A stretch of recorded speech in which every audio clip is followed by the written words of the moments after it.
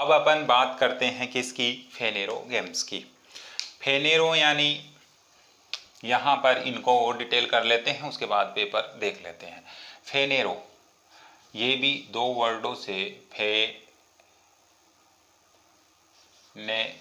फेनेरो यानी ओपन, और games GAMOUS games यानी जिसे बोलते हैं सेक्स ऑर्गन, और सेक्स ऑर्गन यानी फ्लावर। तो सीधी सी बात है कि फेनेरो यानी ओपन है, गेमस यानी सेक्स ऑर्गन, जिनमें फ्लावर दिखता है। ऐसे प्लांट्स जिनमें फ्लावर दिखता है वो किस ग्रुप में रखे गए हैं, फेनेरो गेमस में रखे गए हैं। और इस वाले प्लांट्स को के दो ग्रुप जो बचे हुए हैं वो रखे गए हैं। एक है जिम्नोस्पर्म्स और एक है एंजियोस्पर्म्स।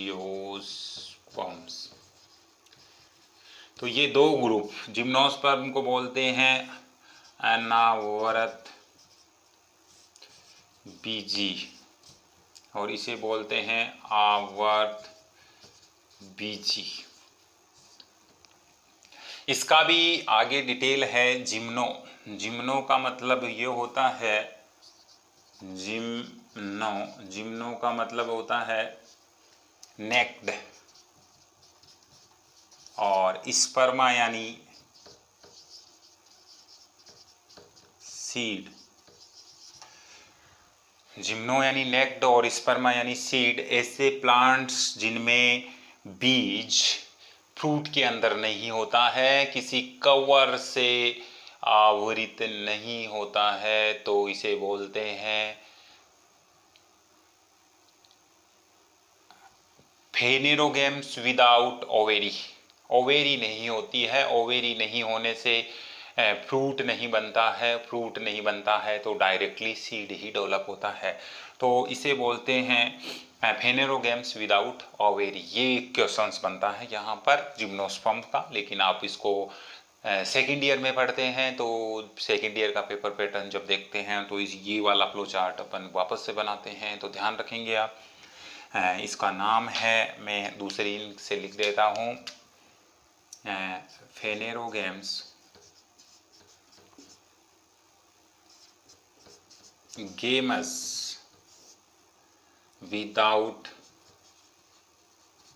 ओवेरी। तो इनका कॉमन नाम है किसका, जिम्नोस्पर्म का, अनावृत बीजी, क्योंकि इसमें जो बीज लगता है वो किसी प्रकार के कवरिंग में नहीं होता है, इस वजह से इनको अनावर्त बीजी बोला जाता है। ये आज की जो डोमिनेंट वेजिटेशन है उससे पहले वाले प्लांट्स हैं। और उसके बाद एंजियोस्पर्म्स, एंजियोस्पर्म बना है एनजीओ से, एनजीओ यानी कवर्ड, और स्पर्मा का मतलब आप समझ ही रहे हैं, स्पर्मा बराबर सीड। तो ऐसे प्लांट्स जिनमें सीड कवर्ड होते हैं, फ्रूट लगता है, सीड बनता है, और सीड ऑलवेज फ्रूट के अंदर रहता है, कवर्ड रहता है, उसे एंजियोस्पर्म बोलते हैं। तो एंजियोस्पर्म। तो आज की डोमिनेंट जो वेजिटेशन है इन द वर्ल्ड वो है एंजियोस्पर्म। तो एंजियोस्पर्म सबसे डेवलप वेजिटेशन अभी तक की है, और इवोल्यूशन लगातार चलता रहता है, हम सब लोग जानते हैं। तो हो सकता है कुछ वर्षों बाद नई वेजिटेशन और डेवलप हो जाए, और ऐसे प्लांट्स भी डेवलप हो सकते हैं जिनमें मोर एडवांस करेक्टर हों, किससे, एंजियोस्पर्म में, एंजियोस्पर्म से। तो एंजियोस्पर्म को भी दो भागों में डिवाइड कर दिया गया है, मोनोकोट और डाइकोट। मोनोकोट, कोटलीडन्स की संख्या 2, बीज पत्रों की संख्या 2, और वो है डाइकोट, और मोनोकोट का मतलब है जिनमें बीज पत्रों की संख्या 1 है। तो आज के सबसे मोर डोमिनेंट जो प्लांट हैं, सबसे एडवांस प्लांट हैं, वो मोनोकोट हुए कि डाइकोट, आंसर आप देंगे। तो मैं बता दूं कि सबसे एडवांस प्लांट जो आज के हैं वो मोनोकोट हैं, एक बीज पत्री हैं। एंजियोस्पर्म के कितने भाग, 2, मैं यहाँ पर लिख देता हूँ। एंजियोस्पर्म जिम्नोस्पर्म्स, 2 भागों में, मोनोकोट और डाइकोट।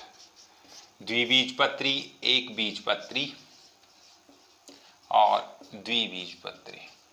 अगर आपने ये चार्ट अच्छे से पढ़ लिया, ये क्लासिफिकेशन, तो आप पेपर पैटर्न बहुत इजी समझ पाएंगे फर्स्ट ईयर, सेकेंड ईयर और फाइनल के। तो सबसे एडवांस प्लांट जो हैं ये हैं एडवांस।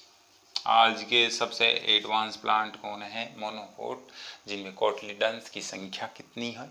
1 है। जैसे मेज है, मेज के साथ वीट है, वीट के साथ बाजरा है। ये सबसे एडवांस प्लांट हैं आज के, अभी तक के।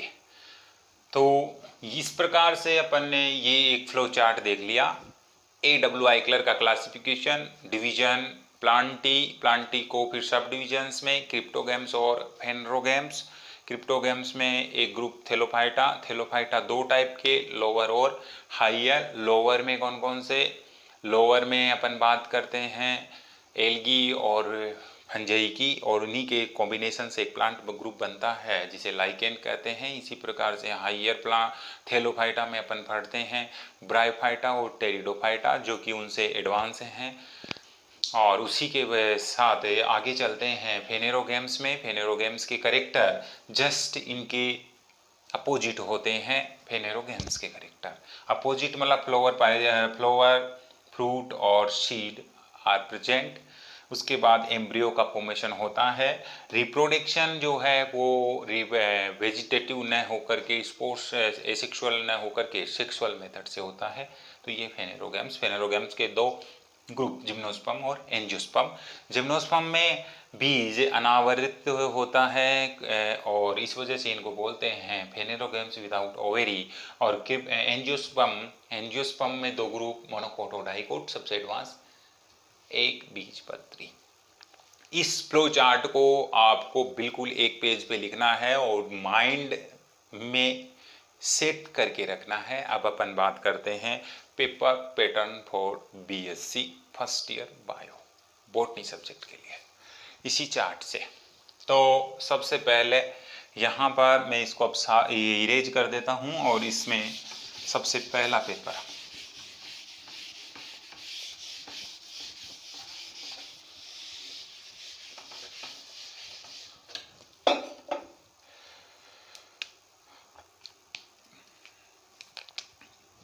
तीन पेपर चलते हैं। पेपर फर्स्ट है, पेपर सेकंड है और पेपर थर्ड है। तो सबसे पहला पेपर है अपना, जिसको अपन बोलते हैं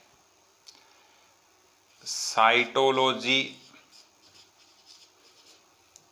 जेनेटिक्स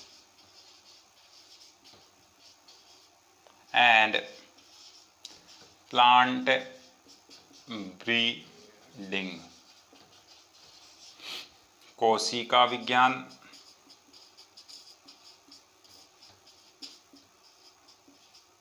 आनुवांशिकी या आनुवंशिकी एवं पादप प्रजनन। ये पहले पेपर का नाम है। उसके बाद पेपर सेकंड, और पेपर सेकंड का नाम है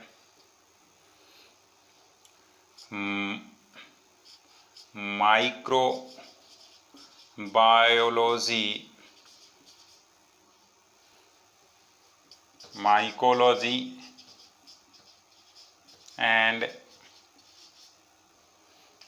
प्लांट पैथोलॉजी।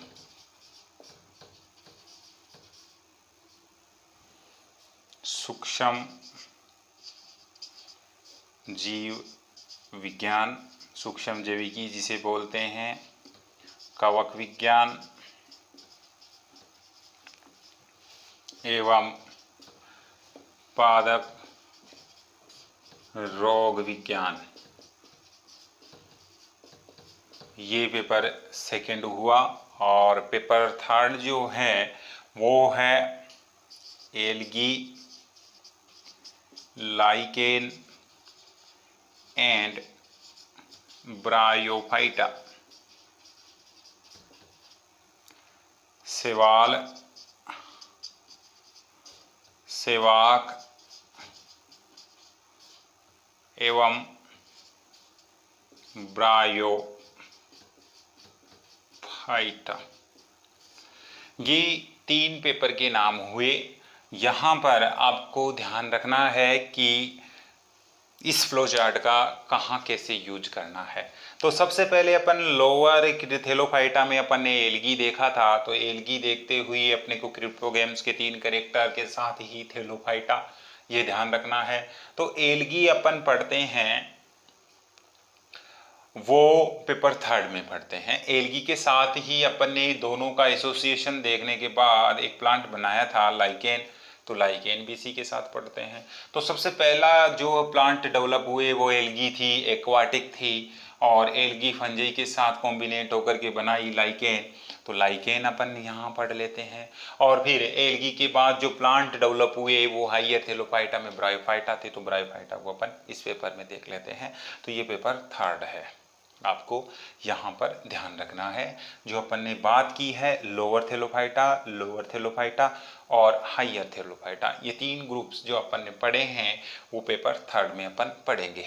ठीक है। अब अपन ने यहाँ पर एक फंजाई पढ़ा है, फंगस पढ़ा है। फंजाई प्लूरल है, फंगस सिंगुलर है। तो फंजाई जो अपन ने पढ़ा है उसकी स्टडी को अपन बोलते हैं माइकोलॉजी। तो माइकोलॉजी अपन यहाँ पढ़ लेते हैं। और माइकोलॉजी आपको पहले ही बताया गया है कि कवक विषमपोषी होते हैं, प्लांट्स पर या जीवों पर डिपेंड रहते हैं अपने भोजन के लिए, तो वहाँ पर डिपेंड रहेंगे तो उनकी फिजियोलॉजी को, उनकी मॉर्फोलॉजी को चेंज करेंगे, यानी कि उनमें रोग उत्पन्न करेंगे। तो माइकोलॉजी के साथ अपन क्या पढ़ लेते हैं, पैथोलॉजी, प्लांट पैथोलॉजी, क्योंकि मोस्टली फंगस पादपों पे डिजीज कोज करती हैं, रोग उत्पन्न करती हैं, तो प्लांट पैथोलॉजी यहाँ पढ़ते हैं। इसी के साथ जो सूक्ष्म जीव हैं, सूक्ष्म जीव कौन कौन से, वायरस आ गया, बैक्टीरिया आ गया, माइकोप्लाज्मा आ गया, तो ये सब अपन जिस ब्रांच में पढ़ते हैं वो माइक्रोबायोलॉजी। तो माइक्रोबायोलॉजी में ये सूक्ष्म जीव भी पादपों पे रोग करते हैं, इस वजह से इसको माइक्रोबायोलॉजी को भी यहीं जोड़ दिया, माइकोलॉजी को यहाँ जोड़ दिया और पैथोलॉजी को यहाँ जोड़ दिया। उसके बाद साइटोलॉजी। साइटोलॉजी का मतलब है, जैसे ही आप 12th पास करके आए हैं तो कोशिका की या सेल की नॉर्मल जानकारी, सेल ऑर्गेनल्स का पता, इसी के साथ सेल के अंदर क्या चल रहा है उसका पता आपको होना चाहिए, तो साइटोलॉजी आपको पढ़ाना पसंद करते हैं। इसी के साथ जेनेटिक्स, मेंडल से स्टार्ट होकर के जीन लेवल तक की जेनेटिक्स आप पढ़ते हैं, आनुवांशिकी और प्लांट ब्रीडिंग, आज की फूड डिमांड को किस प्रकार से नई नई प्लांट वेराइटीज़ को इन दोनों की हेल्प से जो बनाया जा रहा है उसको अपन प्लांट ब्रीडिंग के अंतर्गत पढ़ते हैं। इस प्रकार से बीएससी जो फर्स्ट ईयर है उसके 3 पेपर हैं, और 3 पेपर को मैंने कोशिश की है आपको अच्छी तरह समझाने की AWI क्लर्क के क्लासिफिकेशन से। पेपर का नाम देख लेने के बाद आइए अब बात करते हैं पेपर पैटर्न व एग्ज़ाम पैटर्न की। तो इन दोनों को अपन एक पेपर के एग्जाम्पल द्वारा समझेंगे। ये अपना पेपर है, फर्स्ट है, जिसका नाम है cytology, genetics and plant breeding, और इसी से अपन समझने वाले हैं कि किस प्रकार से पेपर पैटर्न व एग्ज़ाम पैटर्न रहता है। तो यूनिट सिस्टम होते हैं, हर पेपर में यूनिट सिस्टम होता है, और यूनिट सिस्टम में पेपर 4 यूनिटों में बटा हुआ होता है, 1, 2, 3 और 4। तो इसे अपन यूनिट फर्स्ट बोल दें, इसे सेकंड बोल दें, इसे थर्ड बोल दें और इसे फोर्थ बोल दें। तो फोर्थ यूनिट में हर पेपर डिवाइड रहता है। अब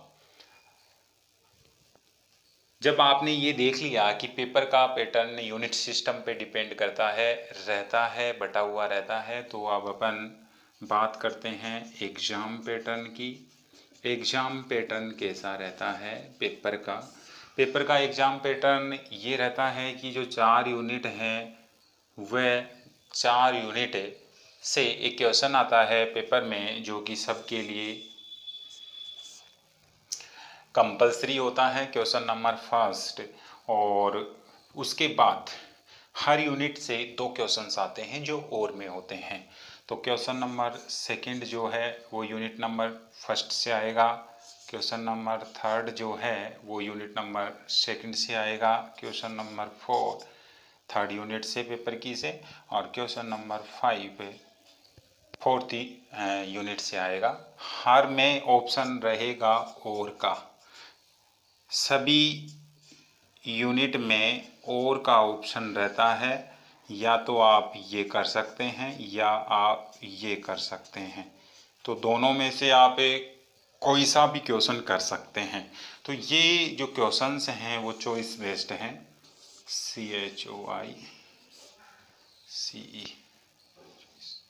चॉइस बेस्ड हैं, जिसमें कि आप चॉइस के हिसाब से करते हैं। और क्वेश्चन नंबर फर्स्ट जो है वो सभी के लिए कंपलसरी होता है। और कंपलसरी में ये जो पहला क्वेश्चन आएगा, इस पहली, दूसरी, तीसरी और चौथी यूनिट को सम्मिलित करते हुए आएगा। और इसी में से ऑब्जेक्टिव टाइप के fill in the blanks, one word, one liner, और इसी के साथ साथ ट्रू एंड फॉल्स वाले होते हैं। तो इस प्रकार से अपना ये एग्ज़ाम पैटर्न रहता है। तो टोटल मिला करके अपने को क्वेश्चन अटेम्प्ट करने पड़ते हैं।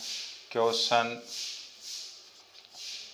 जो अटेम्प्ट करने पड़ते हैं वो कितने हुए, एक तो ये, और दो दो में से एक, यानी 5 क्वेश्चन अटेम्प्ट करने होते हैं, जो कि पेपर के जितने मार्क्स होते हैं उसमें डिवाइड रहते हैं। तो आप लोगों को बता दें कि पेपर फर्स्ट 33 का, पेपर सेकंड भी 33 का, और पेपर थर्ड भी 1 नंबर ज़्यादा। तो इस प्रकार से मैक्सिमम मार्क्स जो होते हैं पेपर के वो 100 होते हैं। और प्रैक्टिकल होता है 50 नंबर का, 50, तो 150 के बॉटनी सब्जेक्ट लेकर चलता है।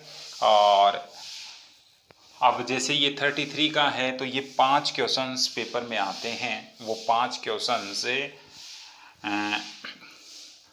अलग अलग मार्क्स के होते हैं, और टोटल इनका हो जाता है 33। इसी प्रकार से पेपर सेकंड में रहता है, और इसी प्रकार से पेपर थर्ड में रहता है।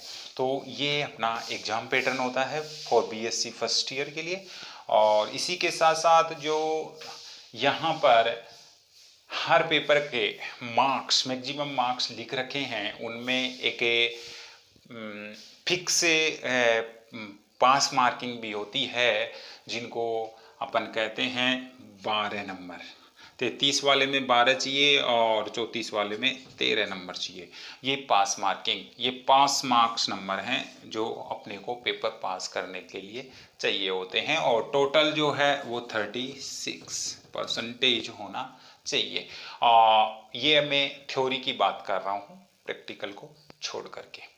तो इस प्रकार से आपको 36% लाने पर आपको पास माना जाता है, और प्रैक्टिकल में अलग से पास होना ज़रूरी होता है। तो इस प्रकार से आप लोगों ने इन वीडियो के माध्यम से फर्स्ट, सेकंड, थर्ड और फोर्थ पार्ट के माध्यम से BSc फर्स्ट ईयर का पेपर पैटर्न और एग्ज़ाम पैटर्न देखा है। तो इन वीडियो को बार बार देखिए, जिससे आपको एग्ज़ाम पैटर्न और पेपर पैटर्न अच्छी तरह से पता चले, और आप अच्छे से सभी चीज़ों को कवर कर पाएँ। Thank you for watching and listening.